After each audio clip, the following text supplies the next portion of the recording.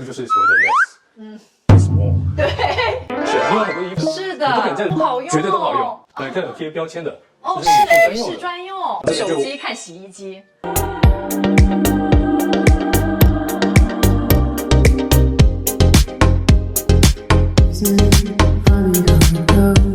嗨，方老师，哇，终于见到你了，很高兴来到你这个作品新的作品。欢迎你，Sophie，咱们进去看一下。好的，我感觉德国人应该是蛮严谨的，风格会比较冷峻啊、极简啊。但是我进来，我自己的感觉就是它的整个幕饰面，它是很温暖的。不可能今天去住酒店，让你觉得很严谨。德国人有很多不同的生活方式。举个例子，最特别的，喝啤酒。我希望今天这个酒店做出来的调性是，你可以感受到是喝完啤酒的德国人。啊，就很松弛，很放松，整个就是减压。对，我们不要做太多繁琐的设计。给一点点火花这样子。啊。受不了，刚好趁这个机会，我带你来看一下房间。整个房间实际上虽然我们是德式的，一直在强调德国包豪斯的这种所有的设计理念，就是很严谨简约。但实际上我一直觉得很重要一点就是怎么去把在冷淡的基础上去做一些比较温暖的一个加分的东西。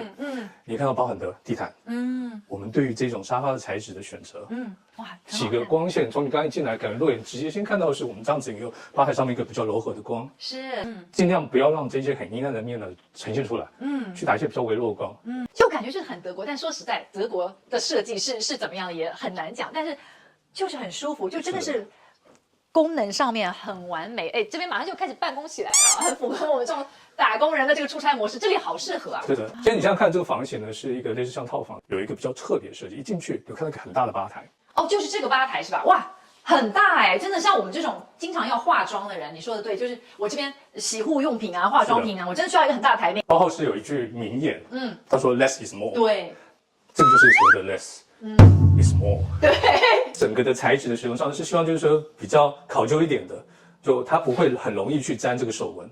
你之前有没有住过酒店的常常就是说发现，就大家的床单就不少床单就是会把它整个折进去。是。是的，每个都这样。然后我每次要睡，我就是用奋力拉，我拉不掉。我们有些是会折进去，但是它会让你很舒适的拉出来。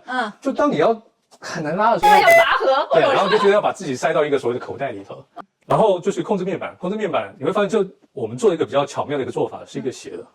这样为什么？因为你躺下来的时候，你这样可以看得到，你睡觉去按那个所谓的一键总控关掉，那就一件事情而已。方老师这边的这个衣帽间还有烫衣板啊，这太贴心了，我很少见酒店房间自己有这样。我自己的感觉就是，因为如果出差要开会，包含女性朋友是，你有很多衣服需要自己烫的，是的，你不可能在楼下的这种洗衣房自己去烫，对，不管是现在有这种所谓的这种蒸汽的，不好用，绝对都不好用，还是回归到最基本的，是的，烫衣板是最重要的，是的。所以我现在你看一下我们早餐厅，曾经是德式的酒店，所以伴随有很多的食品，我们希望能跟德国有相关联的，包含香肠，还有啤酒。哇，那当然就是因为曾经是在遍布全国，我们都会根据每个地方会有一些特色的餐饮出现。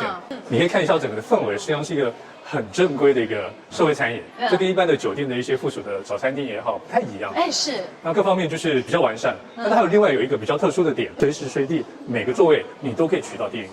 哇，这是暗场的一个比较特别贴心的一个设计跟服务，真的很高效这的确是很适合这种商务人士随时随地要开始办公的这种方式。是的，现在这是我们的洗衣房。然后你现在看到这一整面呢，实际上它感觉就是一整面的一个机械的感觉，其实还蛮德国的，很工业化，很德国。是的，但是不好意思，我们不是用德国的洗衣机。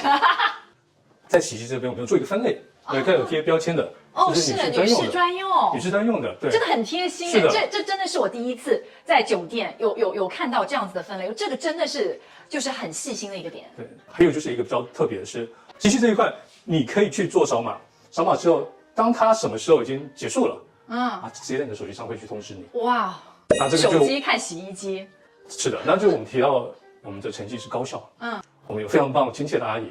他会因为你今天事先在我们的机子上面填下这个所有的内容，你看有一张小小卡片，那有各种的一些服务在上面，你可以自己去填写，可以送到房间。这个真的是豪华酒店的服务，基本上豪华酒店甚至都没有这样的服务。但成绩实际上在某程度上，它是希望有一个很核心的点，就是它的舒适高效是让每个住在城市酒店的常住客，他到每个不同的城市都能感受到是一种更温馨的感觉，回到家的感觉。所以过度的这种设计的张扬，这是我们尽量去避免的。就是设计的目的是为了服务我们的人群，服务我们的目标客户。